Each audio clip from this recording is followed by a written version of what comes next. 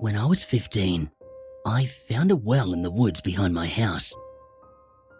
We had already lived in that house for a few years by the time I found it, and I was surprised that I'd never come across it before. It was made of a cold, grey stone and jutted about 3 feet off the ground. The top had been covered with boards. Dead leaves framed its base and coated the boards almost like a camouflage. I marked the location in my head, making a mental map. I figured it might be cool to make my way back there at some point, to read or to draw. It was a really peaceful spot. It was summer and I was kind of a loner with not much to do. Most of the time, a peaceful spot to be alone was all I really wanted. It took me a year before I found the well again.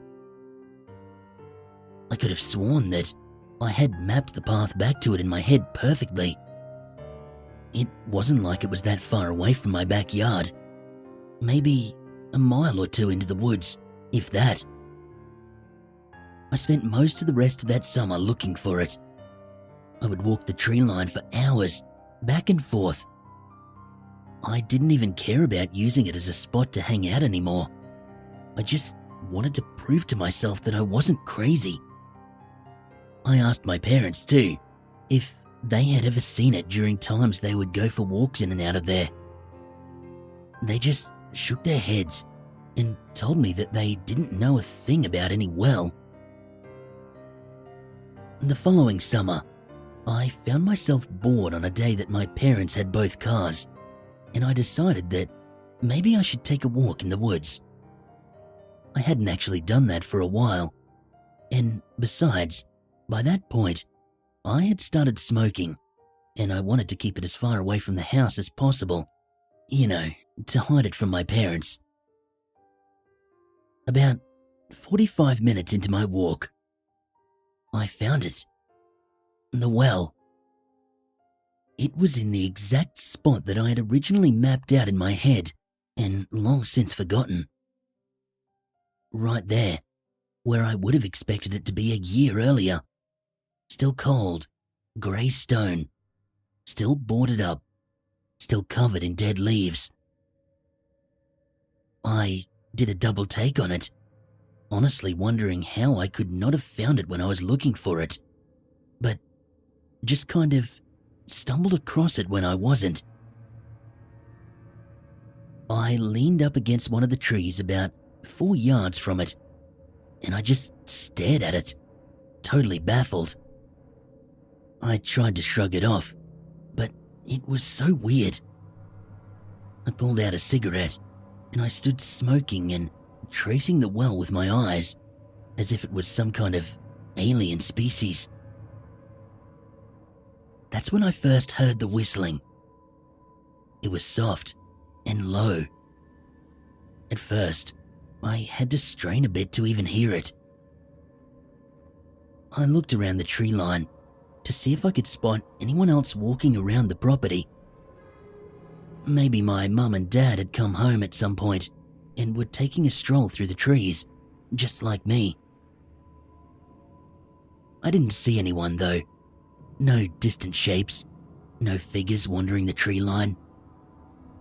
I followed the direction of the sound with my ears as it started to get louder. I even recognized the tune. Mary had a little lamb.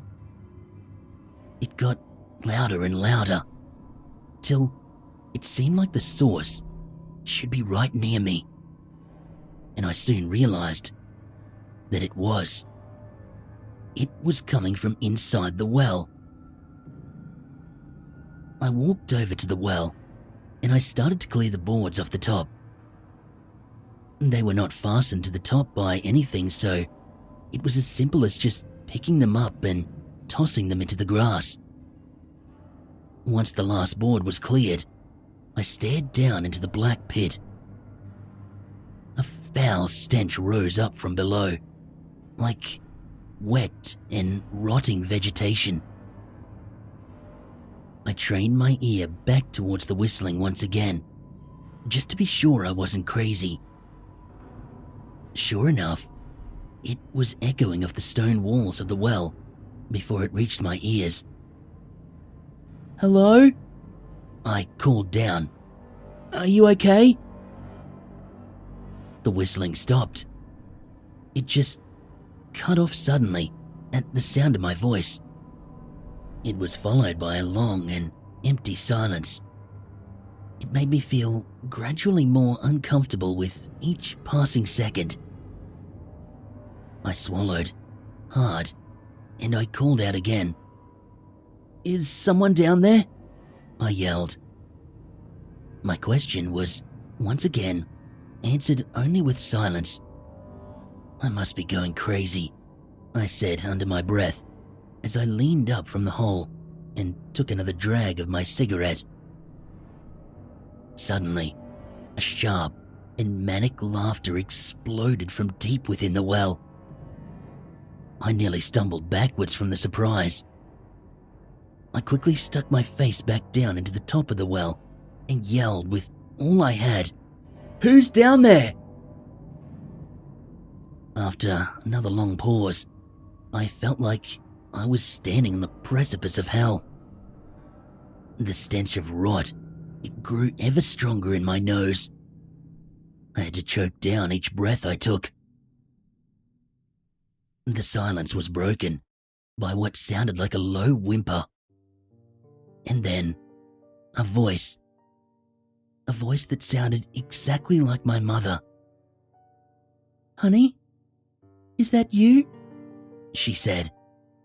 "Please, you have to help me. I think my legs are broken." My mother had left for work that morning. I watched her drive away.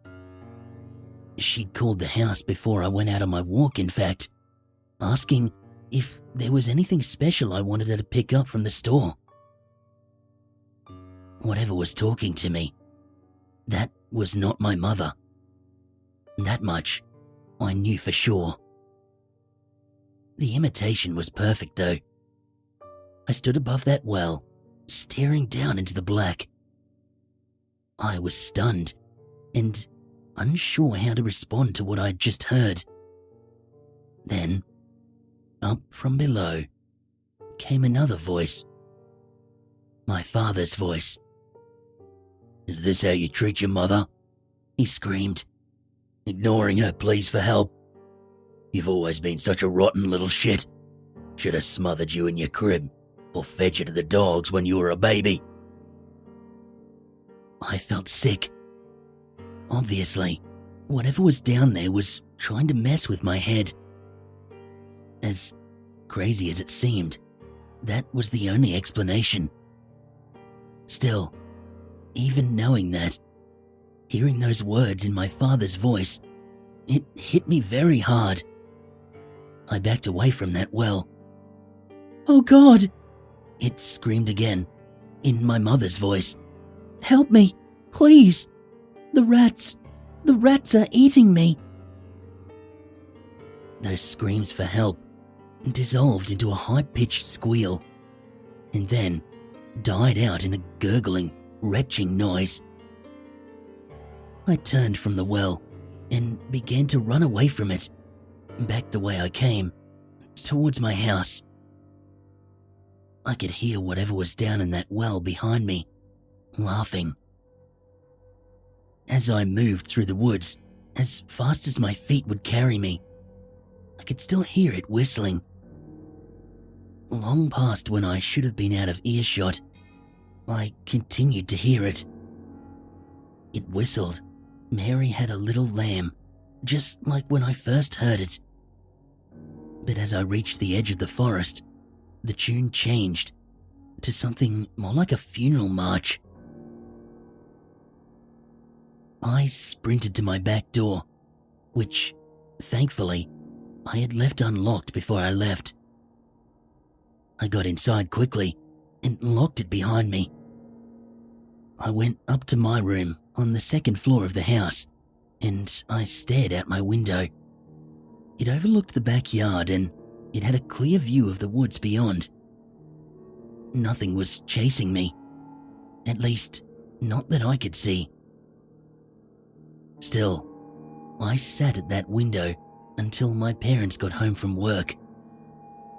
I thought about telling them about what I'd heard from the bottom of the well, but I knew that they wouldn't have believed me, so I ended up just keeping it to myself. I never went back into those woods, and every time my parents would go for their walks, I'd always tell them to be careful.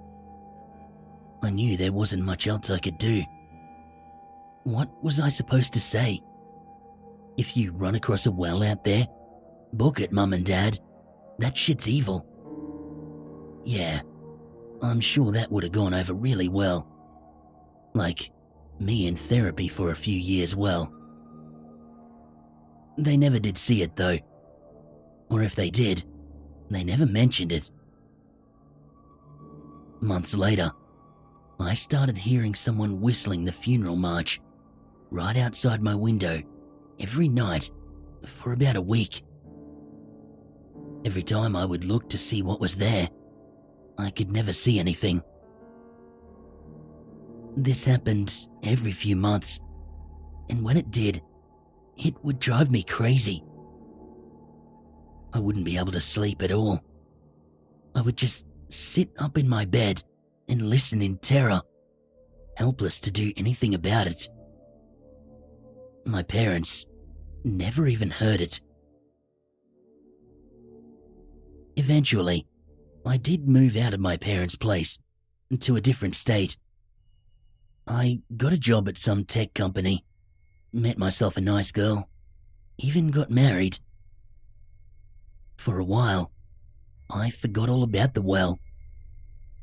That was until I went on a nature hike with my wife a few weeks ago.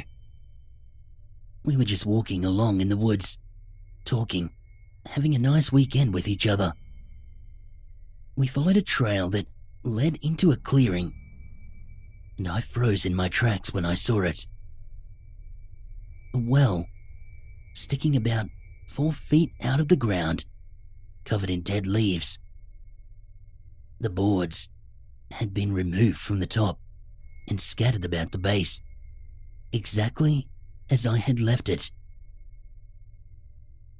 My wife had noticed I'd stopped walking with her and turned to me with a puzzled look.